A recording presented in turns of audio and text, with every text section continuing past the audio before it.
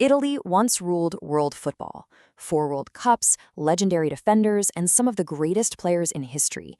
But today, one question remains. What happened to Italian football? Good morning, guys, and welcome to Flop Files. Act 1. The Golden Empire. Okay, let's dive right into this. We are looking at a story of immense pride, staggering wealth, and ultimately a heartbreaking collapse that absolutely shocked the sporting world. To understand the sheer magnitude of this downfall, we really have to rewind the clock back to the 1990s and the early 2000s, an era when Italy's Serie A was, without a shadow of a doubt, the richest, most glamorous, and most prestigious league on the entire planet. It was literally the absolute pinnacle. Power was tightly concentrated among the legendary Seven Sisters, or Sette Sorelle: AC Milan, Inter Milan, Juventus, Roma, Lazio, Fiorentina, and Parma. Fueled by the dawn of pay TV and the endlessly deep pockets of wealthy Italian industrial families, these clubs possessed just an unimaginable amount of wealth. I mean, they were casually breaking world transfer records for fun, bringing absolute global icons like Ronaldo, Zinedine Zidane, and Gabriel Batistuta over to Italian shores for astronomical fees. Back in the 1990s, Serie A's dominance over the rest of Europe was absolute. It wasn't even a competition. It was practically a monopoly on talent. Get this, Italy had 7 representatives in the Champions League semifinals during that single decade, with 6 of them making it all the way to the final. Clubs like AC Milan and Juventus were routinely lifting the biggest trophies, while the rest of Europe, well, they were just scrambling to compete with Italy's sheer financial might and ruthless tactical superiority. Serie A was widely dubbed the most beautiful championship in the world. It was a place where literally every weekend felt like a clash of titans. But, as you'll see, this entire golden era was built on a foundation of sand. All that massive, flashy spending was masking a highly fragile reality. Behind the scenes, clubs were operating with significant, completely unsustainable debts, and worse still, the league itself was plagued by the sprawling, unchecked network of backroom deals, favors, and political patronage.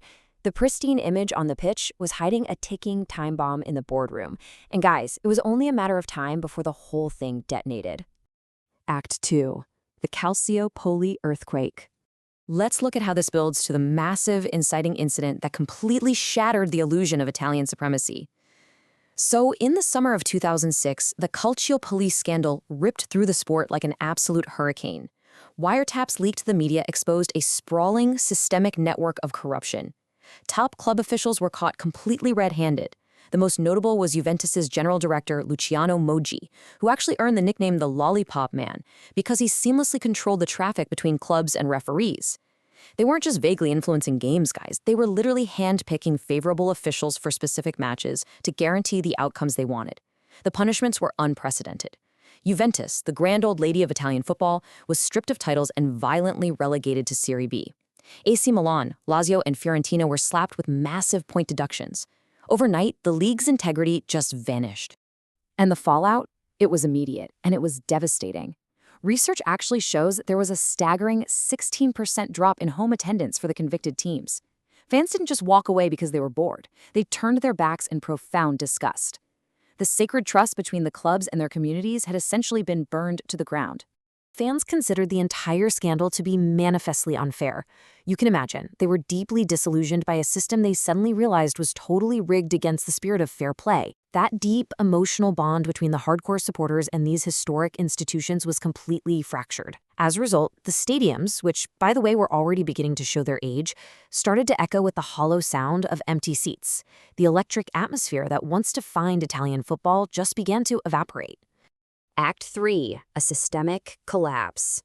So, while the rest of Europe used the new millennium to aggressively modernize, Italian football remained paralyzed by its own internal chaos. Fast forward to today, and we have to face this horrific reality. According to a highly transparent report published by the former president of the Italian Football Federation, Gabriele Gravina, Italian football currently hemorrhages over €730 million in annual losses. Let that sink in for a second. The economic model is completely, utterly unsustainable. Almost all the money flowing into the clubs is immediately consumed by short-term sporting costs and massive player wages.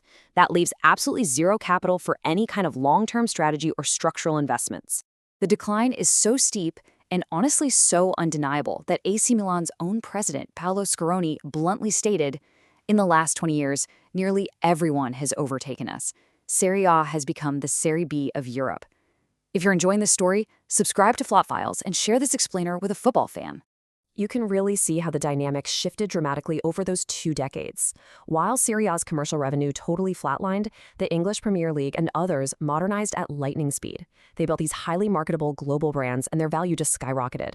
To put that into perspective, today, the Premier League makes approximately 10 times as much money from international TV rights as Serie A. Crazy, right? Italy completely squandered its massive early lead. They basically sat on their hands while their competitors sprinted right past them into the digital age. And a massive, undeniable reason for that financial gap comes down to physical infrastructure. Did you know that roughly 90% of Italian stadiums are municipality-owned? That means local governments treat them like civic monuments rather than actual commercial assets. Most of these places haven't been properly renovated since Italy hosted the World Cup back in 1990.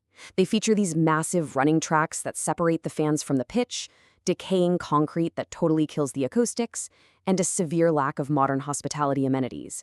Meanwhile, the rest of Europe is out there building club-owned, state-of-the-art arenas specifically designed to bring fans closer to the action and maximize matchday revenue.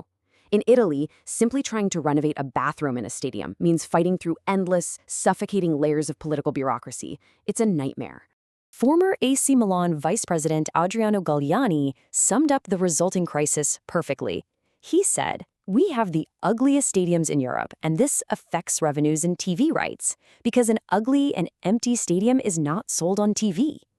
And he hit the nail on the head.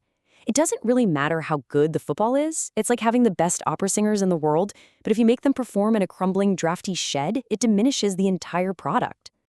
Act 4. The Missing Generations.